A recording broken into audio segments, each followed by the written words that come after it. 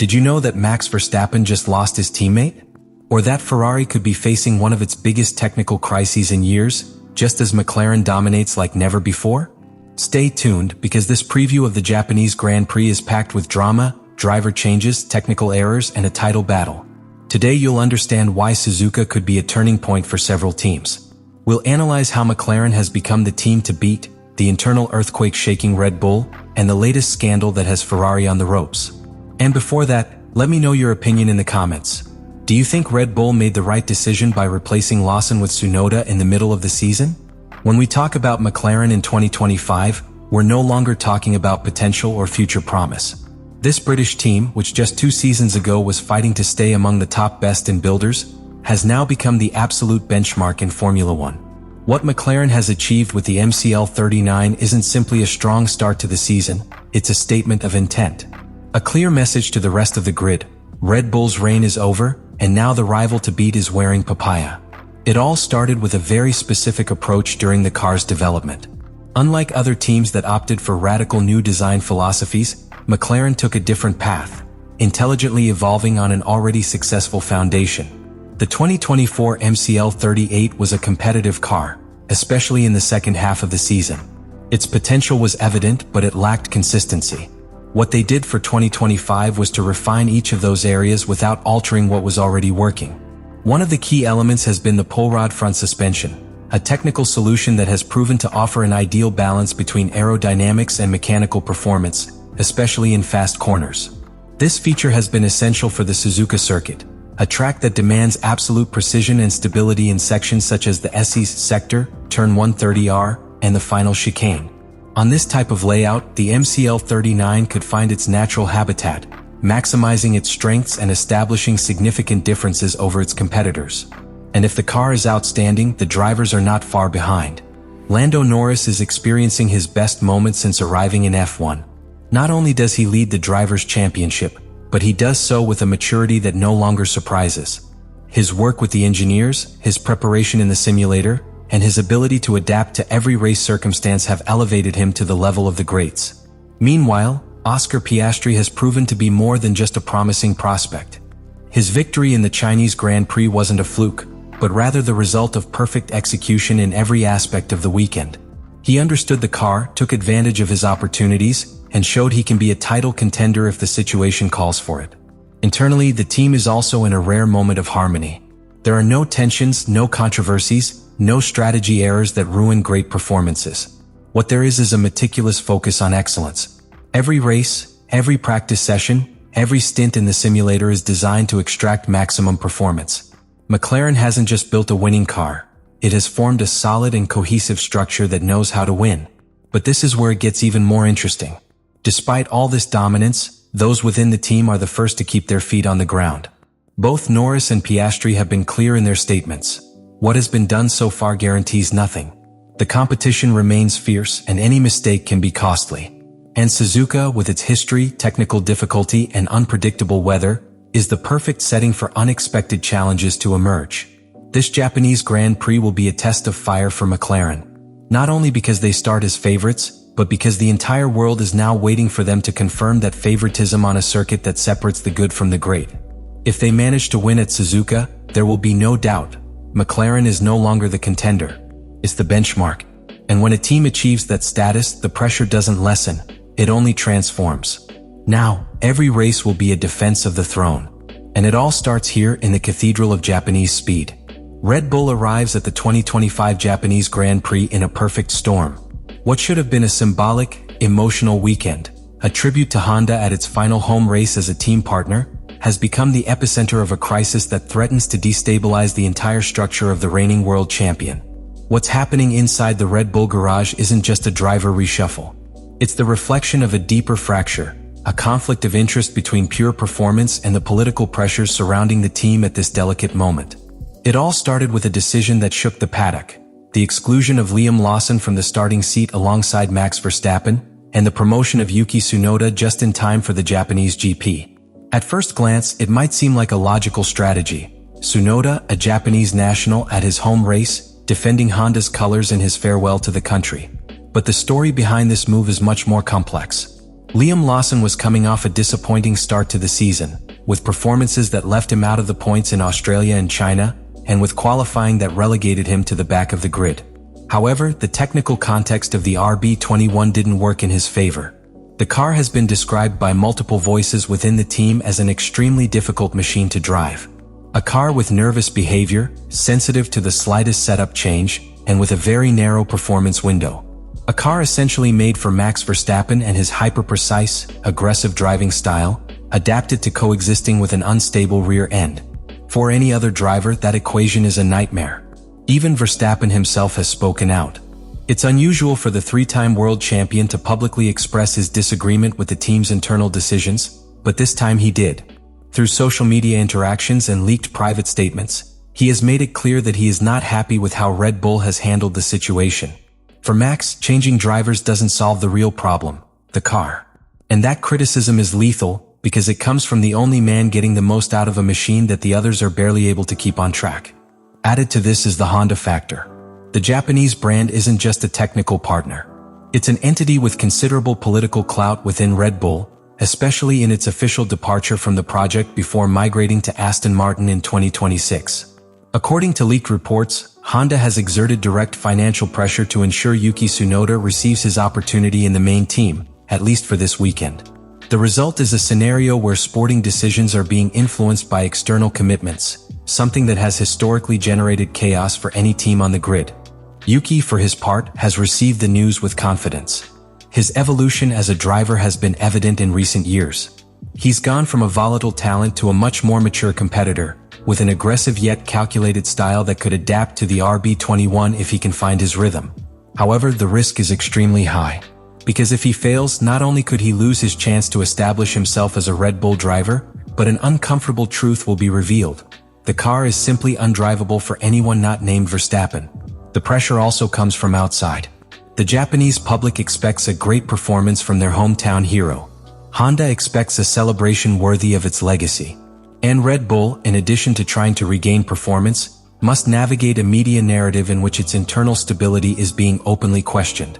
Let's not forget that in the last 4 Grands Prix, Verstappen has had 3 different teammates.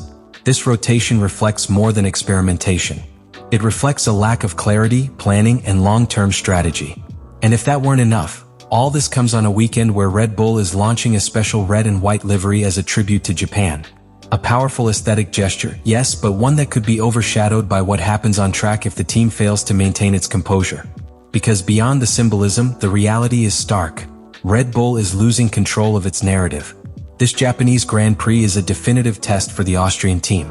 It's not just about scoring points or making up ground on McLaren.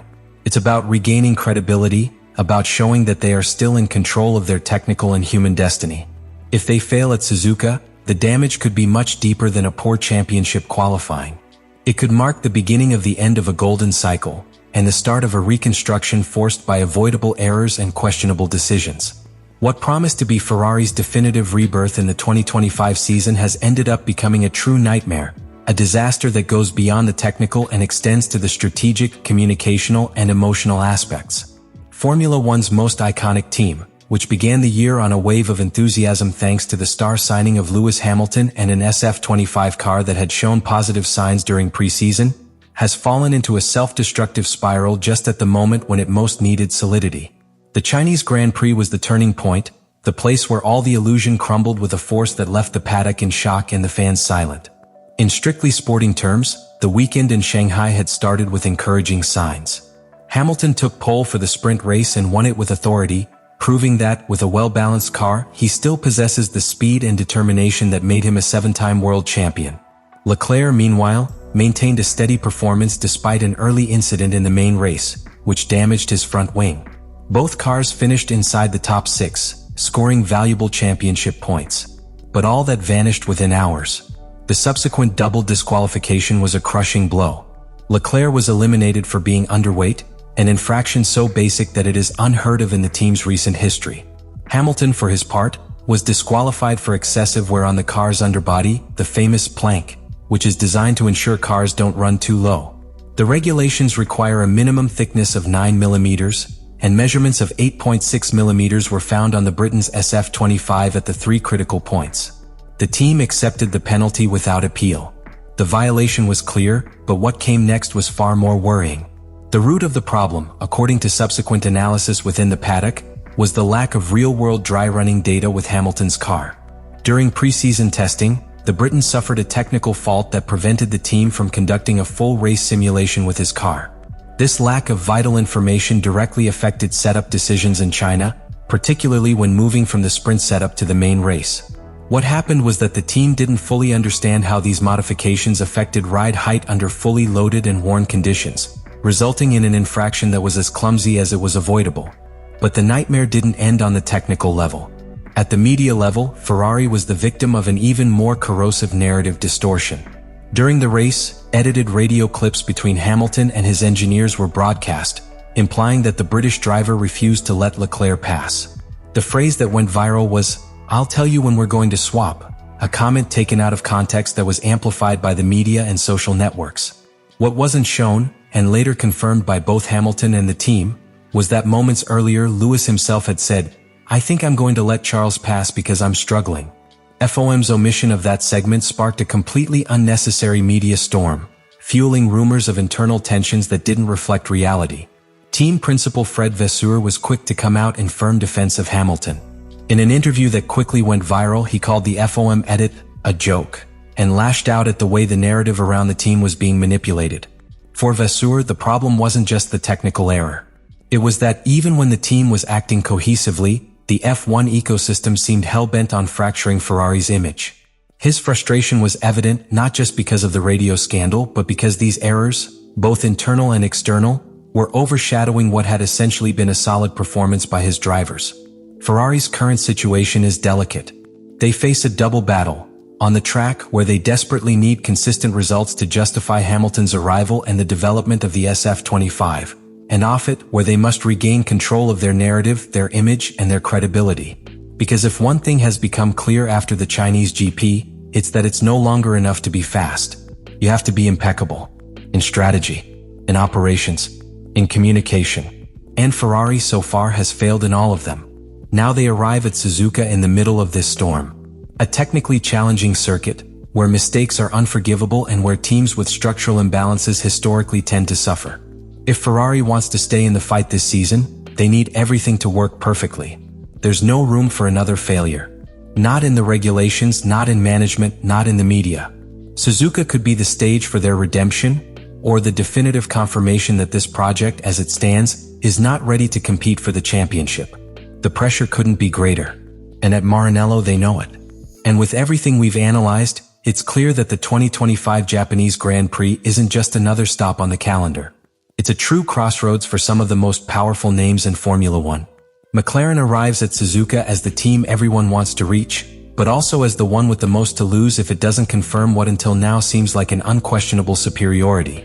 History has shown that dominance doesn't just mean being the fastest, but also knowing how to sustain that pace when the lights get brighter and the pressure gets more intense. Suzuka will test that mettle. On the other hand, Red Bull faces one of its most unstable moments since they became a powerhouse. The driver change, external pressure from Honda, Verstappen's latent discontent, and the erratic behavior of the RB21 create a scenario as uncertain as it is dangerous. In the midst of a tribute to its alliance with Honda, what's at stake is not just a good result. It's the integrity of a project that, until recently, seemed untouchable. If things don't go as expected this weekend, Red Bull could enter a process of implosion that would be difficult to stop. And then there's Ferrari. A team that kicked off 2025 with the most shocking announcement in the driver market, with a motivated, excited, and committed Lewis Hamilton, only to see its hopes dashed by just a couple of poorly executed technical decisions. The double disqualification in China not only robbed them of points, it robbed them of authority. It took away that feeling that this year was different. And while Suzuka may be an opportunity for redemption, it also represents a minefield where any further mistake could be devastating to their morale, their credibility, and their position in the championship fight. This Grand Prix is more than a race. It's a story in the making, a battle between present and future, between promises and realities. McLaren seeks to establish itself as the new king. Red Bull fights not to become a shadow of its former self. Ferrari is desperately trying to prevent its rebirth from becoming an illusion. Now I want to know your opinion. Who do you think will emerge stronger from Japan? Can McLaren maintain this level?